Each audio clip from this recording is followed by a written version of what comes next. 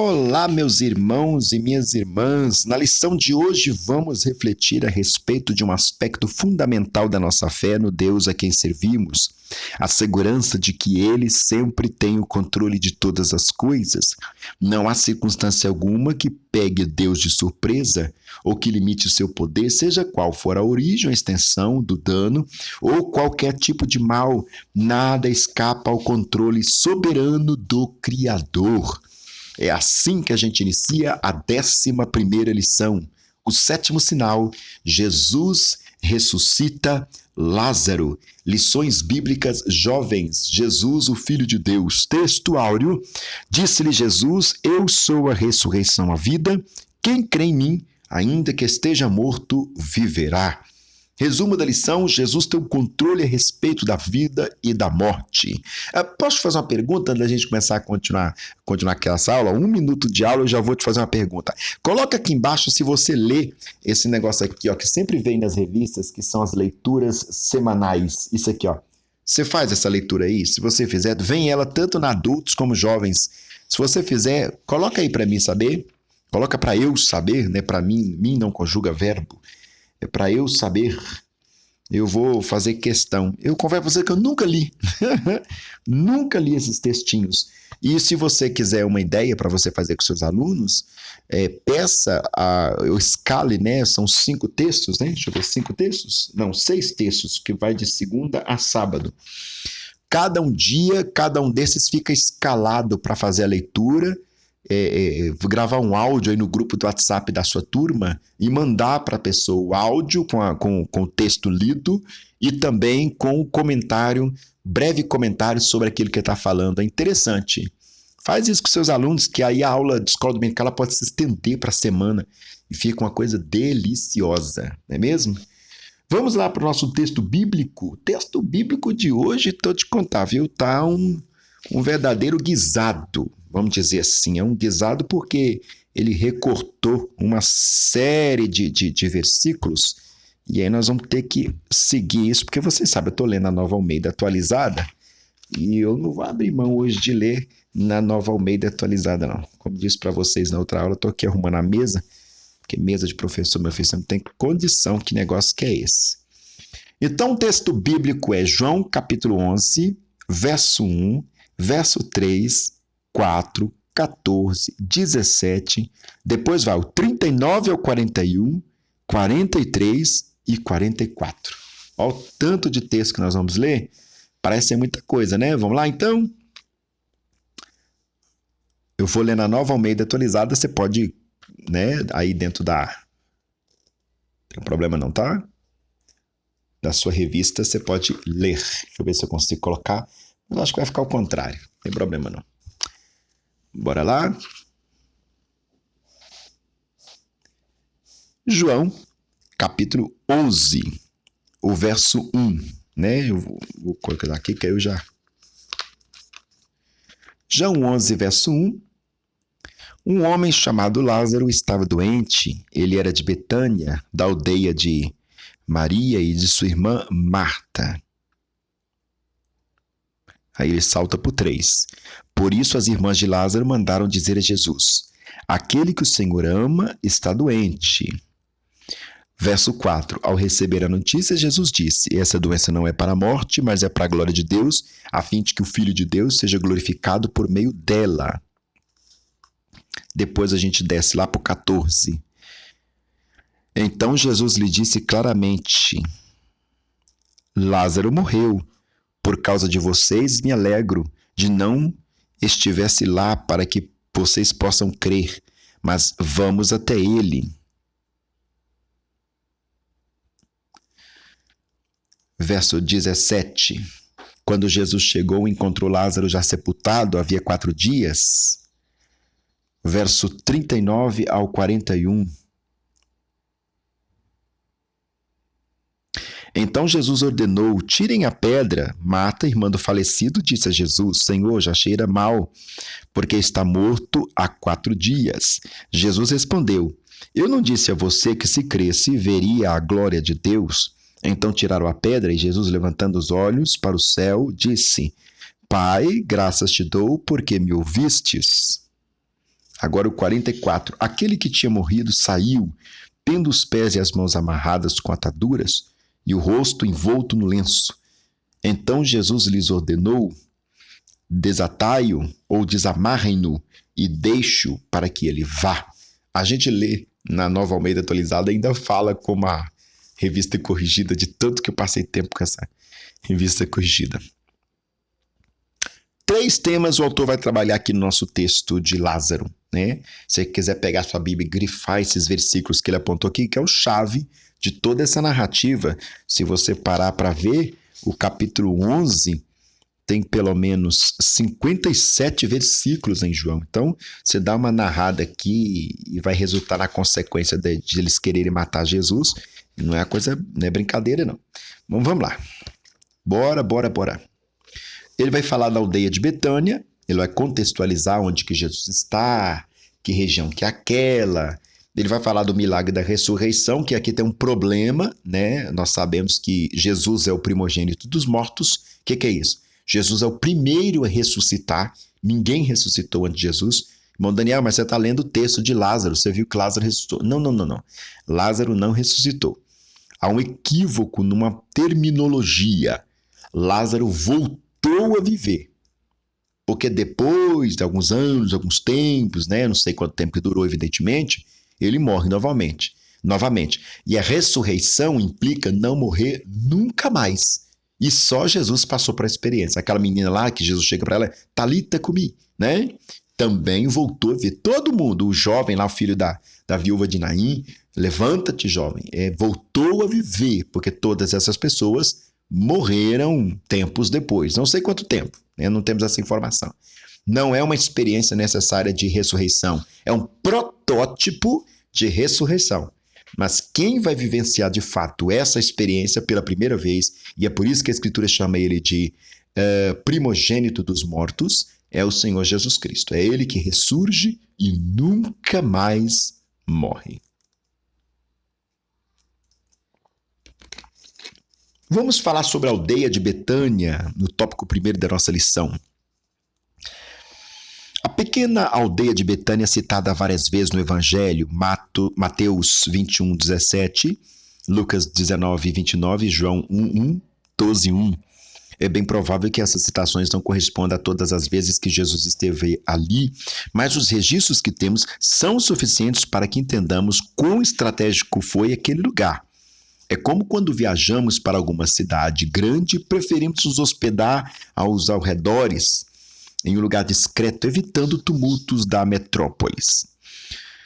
Jesus fez isso algumas vezes em relação a Betânia, a apenas 2,7 quilômetros de Jerusalém. Aí ele coloca aqui quase 15 estádios. Essa informação é desnecessária, uma vez que é uma linguagem de jovem, registrada em João 11, 18.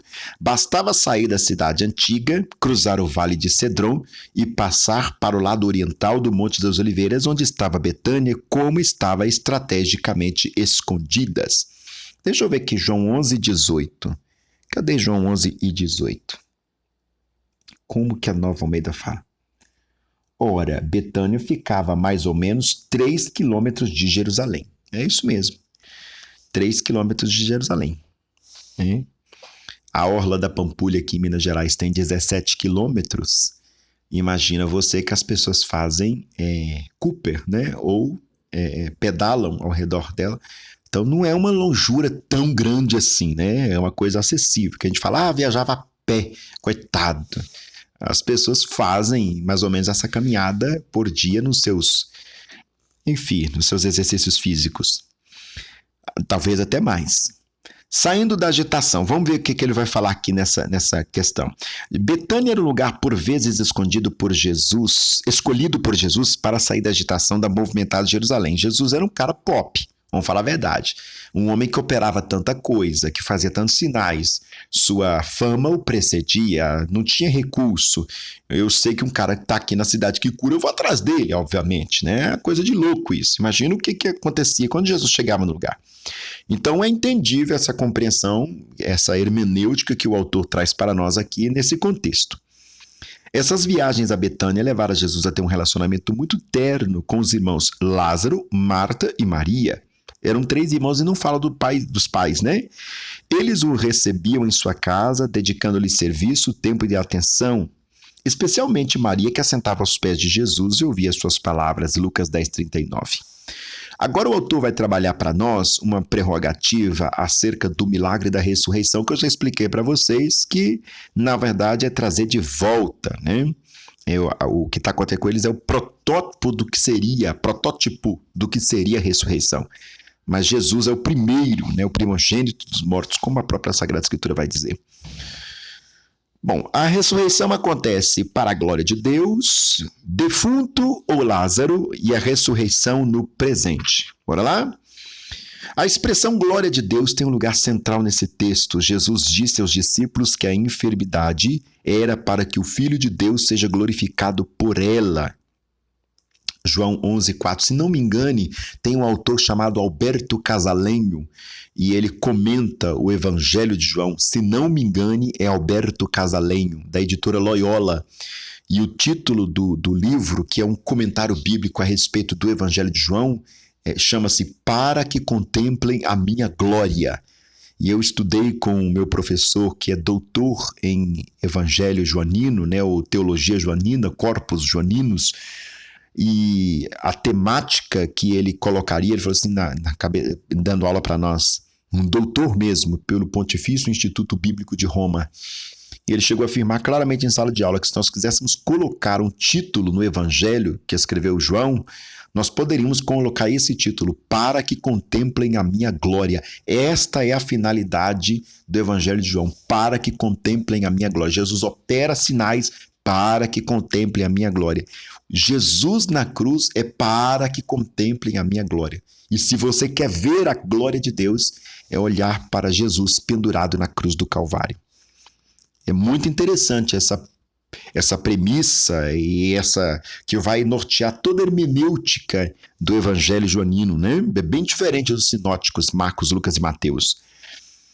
Quando Marta hesitou diante da ordem de tirar a pedra do sepulcro, Jesus ressaltou justamente esse propósito. João 11:40. Esse milagre, portanto, seria mais um evidente sinal da sua divindade. Embora já tivesse registrado tantos outros, João precisava incluir esse que mostra o poder de Deus sobre o terrível inimigo, a morte. É o sonho da humanidade, a eternidade, né, gente? Desde do Jardim do Éden a gente sonha com isso, né? O homem não quer morrer jamais, tanto que Deus expulsa o homem do Jardim do Éden para que não coma da segunda árvore. E aí o homem vive eternamente, ou seja como nós. Lembra disso? São duas árvores. Tem que ler a Bíblia, gente. Para entender João, você tem que ser bom de Gênesis. João é literalmente um espelho de Gênesis. Ele reflete e fecha os assuntos que foram abertos em Gênesis. Isso é muito interessante na teologia joanina.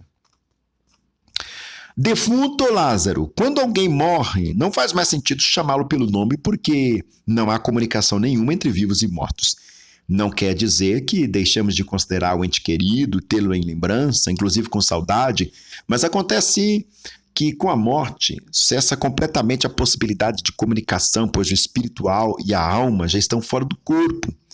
Com Jesus é diferente, ele não fala com defuntos, não é nada disso.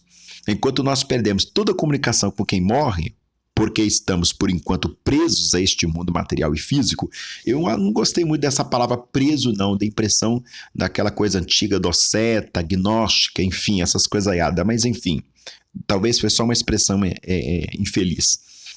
Para Deus, a única mudança é que os que já morreram deixaram essa habitação terrena, mas continuam a existir como alma e espírito, podendo ouvir plenamente a sua voz. Falando aos saduceus sobre ressurreição. Jesus afirmou, Deus não é Deus de mortos, mas de vivos, porque para ele vivem todos. Lucas 20:38, ou seja, as pessoas morrem para nós, que somos de um mundo material. Ela deixou a matéria, mas ela não deixa de existir. Né? Ela não está dentro da matéria, mas ela existe. Evidentemente, numa outra realidade, evidentemente, mas não deixou de existir, não tem como, evidentemente. Nossa, eu falei tanto evidentemente que ficou evidentemente que eu usei excessivos evidentemente. Só para pirraçar, perdão. E é por isso que Jesus, como Filho de Deus, nunca fala defunto, morto, mas sempre Lázaro. Lázaro, vem para fora. João 11:43. A ressurreição de Lázaro, portanto, é um chamado pessoal de volta à vida. Jesus chamou Lázaro, ressuscitando. Mesmo depois dessa declaração, o narrador ainda continua a chamá-lo de defunto. E o defunto saiu. O verso 44, né, na Nova Almeida atualizada. E aquele que tinha morrido saiu. Todos se referiam ao defunto, mas Jesus disse: jovem, lá no filho da viúva de Naim, né? Levanta-te, Lucas capítulo 7, verso 14. Vamos falar da ressurreição presente, né? Esse protótipo da verdadeira ressurreição que só Cristo vai passar por ela. Marta demonstrou profundo conhecimento com relação ao conhecimento teológico em sua conversa com Jesus. Falou claramente da ressurreição do último dia, João 11:24, além de ter confessado sua fé em Cristo, o Filho de Deus, que havia de vir ao mundo, João 11:27. Mas não demonstrou crer que ele poderia operar milagre de ressurreição no presente. Esse é um exemplo de que, como a nossa compreensão teológica, por mais profunda que seja, ainda pode apresentar grandes limitações espirituais. Ou seja, conhecer teologia não é ter experiência de Deus. Alto lá, meu irmão, alto lá, minha irmã. Cresça na graça, cresça no conhecimento. Esse negócio de teologia só, mas não tem oração, não tem jejum, não tem santidade, não quer mais falar em línguas, não quer mais adorar. Você vira um religioso, um chato, né? Um chatonildo, como vai dizer por aí. O texto é claro ao dizer que quando Jesus viu Maria chorar, moveu-se muito em seu espírito e também chorou. João 11:33-35. As pessoas até falam: nossa, olha como é que ele amava Lázaro, também está chorando. Foi também de Maria a disposição de levar Jesus até a sepultura de Lázaro. João 11:34. A lição espiritual que extraímos é: conhecimento teológico é importante, mas sem quebrantamento não alcança o coração de Deus. Salmo 51:17. Nós não somos contra a teologia, eu seria um doido de dizer isso para você, mas conheça a doutrina e conheça o Senhor da doutrina. Né? Tenha uma relação com a ciência e tenha uma relação com Deus que se revela na ciência. Né? A teologia é uma ciência. Maria alcançou esse quebrantamento porque tirava tempo para ficar aos pés do Senhor Jesus. Lucas 10:39, João 12, verso 3. E agora a gente vai para o terceiro tópico, que é a soberania de Deus. Ele é maior do que a morte, maior do que a vida, maior do que o hoje, o ontem e o porvir. Ele é maior do que tudo, né? Tem um hino da Shirley Cavalhais que fala, né? Jesus é também dono de tudo. Vamos lá. Soberania de Deus. O estudo das Escrituras nos faz entender que Deus não fez e não faz nada por acaso. Sempre tem um propósito perfeito em todas as coisas. Mesmo o homem deixando seus caminhos, ele busca atraí-lo através dos seus dos seus atos soberanos, cabendo-nos responder a esse chamado. Quando nos rendemos inteiramente a Deus, passamos a experimentar a sua boa, agradável e perfeita vontade. Romanos capítulo 12, versos 1 e 2. Alcançamos então o verdadeiro propósito das nossas vidas. Efésios 1, 3-6. Qual é o propósito das nossas vidas? Tem gente até hoje que tem não sei quanto tempo de Assembleia de Deus, mas não sabe qual é o propósito da sua vida. Vamos agora viver os propósitos de Deus? É a proposta dele aqui na soberania de Deus. Viver os propósitos de Deus não nos isenta dos sofrimentos enquanto estivermos nessa vida eterna.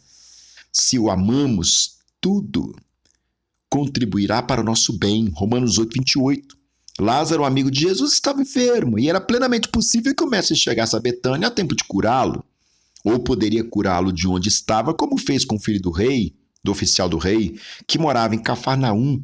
Entretanto, a enfermidade de Lázaro e de sua morte tinha um propósito claro e definido: glorificar o Filho de Deus. Né? Queridos e queridas, crente morre, crente adoece. Essa pandemia mostrou isso para nós. Essa pandemia deu um tapa de luva em muitos chavões bestas que a gente tinha. Quem tem promessa não morre. Não morre não, irmão. Então deita na BR, depois você me conta. Aliás, não me conta não, porque vai ser espiritismo, né? E isso aí não funciona. Com Lázaro morto e sepultado, havia 4 dias, não se via possibilidade de qualquer intervenção de Jesus para reverter o quadro. Senhor, já cheira mal, porque é já de 4 dias, foi o que falou Marta, lá em João 11:39. Isso nos fala do risco que corremos neste mundo frio e incrédulo, onde vai se esvaindo a fé de um Deus que intervém na vida humana. Ele tem poder de todas as coisas, não temas, crê somente, minha irmã, meu irmão. Ah, irmão Daniel, mas eu não creio mais, tudo bem. Vai se cumprir a promessa do Senhor na sua vida por causa da palavra dele. A palavra dele, não, mas eu não tenho que crer para receber. Se creres, verás a glória de Deus. Mas ele criou o mundo inteiro, não tinha ninguém acreditando. Simplesmente todas as coisas virão acontecer pelo poder da sua palavra. Esse é um secularismo que cresce a cada dia com o sinal dos últimos tempos. Marcos 24:36-39 e Lucas 17:27-29. Não é incomum ouvir cristãos que já não creem em Deus que faz milagres e que quer dirigir nossa vida por inteiro. O pessoal aí liberal, né? Nega os milagres. Não, não é assim não. Esse negócio de milagre é uma experiência de fé que aquela igreja fez em Jesus. Não, irmãos, o milagre é para hoje. Jesus opera ainda hoje, porque ele é o mesmo ontem, hoje, será eternamente. E se nós somos servos de Deus, devemos ser a mesma igreja que foi naquela época que recebeu os milagres e podemos receber também. Jesus tem bênção para a nossa vida. É verdade que nós estamos atrás de Jesus por causa das bênçãos, nós estamos atrás de Jesus por causa da sua pessoa, da sua identidade revelada para nós. Mas as bênçãos do Senhor são reais e elas estão aí à disposição para nós. Receba a bênção do Senhor na sua vida hoje, onde você estiver assistindo essa aula, para que o nome do Senhor venha a ser glorificado sobre a sua vida, sua casa, seus projetos, sua casa, sua sala de aula, sua equipe de escola dominical, enfim, a sua igreja, em nome de Jesus. Se Deus não está interessado em assuntos tão relevantes, terá algum interesse em nos dirigir em nossos estudos ou profissão? Deus quer que toda a nossa vida seja para a sua glória. 1 Coríntios 10:31, Ele se interessa por nós por inteiro e espera de nós uma entrega total. Entrega o seu caminho ao Senhor, confia nele e Ele tudo fará. Salmo 37, verso 5. Que o Senhor venha fazer a sua vontade sobre nós, que possamos orar neste final de aula como Maria orou, assim que o anjo Gabriel chegou para ela lá em Lucas 26, versículos seguintes, né? Eu sou a serva do Senhor, cumpra em mim a sua palavra. Que o Senhor possa se cumprir, ou possa cumprir todos os seus desígnios sobre nós, sobre nossas vidas, em nome de Jesus. O nosso amado pastor conclui dizendo que a ressurreição de Lázaro foi uma clara oportunidade de Jesus revelar aos judeus seu poder sobre a morte. Estava próximo o dia da consumação do seu ministério terreno, com sua morte e triunfo pessoal sobre esse terrível inimigo, a fim de que agora nós também tenhamos vida, a vida eterna, vida nele. A morte não poderá nos deter. Temos vitória assegurada por Cristo Jesus, 1 Coríntios capítulo 15. Receba a vitória de triunfar sobre a morte em nome poderoso de Jesus Cristo, o Deus de Lázaro, amigo de Lázaro. É esta a promessa que ele nos faz em nome de Jesus. Caríssimos e caríssimas, nós já estamos bem perto do finalzinho da nossa lição. Depois vamos apresentar a vocês a lição 12 e a lição 13, que vai concluir essa belíssima exposição nesse trimestre. Eu estou chateado. Meu Deus, quem acompanha meu canal já viu que eu acabei de a gravação das lições dos adultos. #chateadíssimo, né? Porque isso aqui para mim não devia ser um trimestre, devia ser um semestre, devia estender mais ainda, porque está muito gostoso trabalhar toda essa mentalidade, todas essas riquezas. E eu tenho certeza que vocês não pensam diferente de mim, vocês também estão se sentindo abençoados, abençoadas por tudo que o Senhor está ministrando sobre nós através dessas poucas páginas, mas tão profundas, tão verdadeiras. E a gente pode dizer sim, como os discípulos do caminho de Emaús, não ardia os nossos corações enquanto Ele falava conosco. A gente sente a presença do Senhor lendo textos tão inspirados, que nos ensina, nos exorta, nos consola, nos edifica na inerrante, infalível, eterna verdadeira palavra de Deus. Beijo no seu coração, não deixa de se inscrever não, fica com a gente. Obrigado, viu?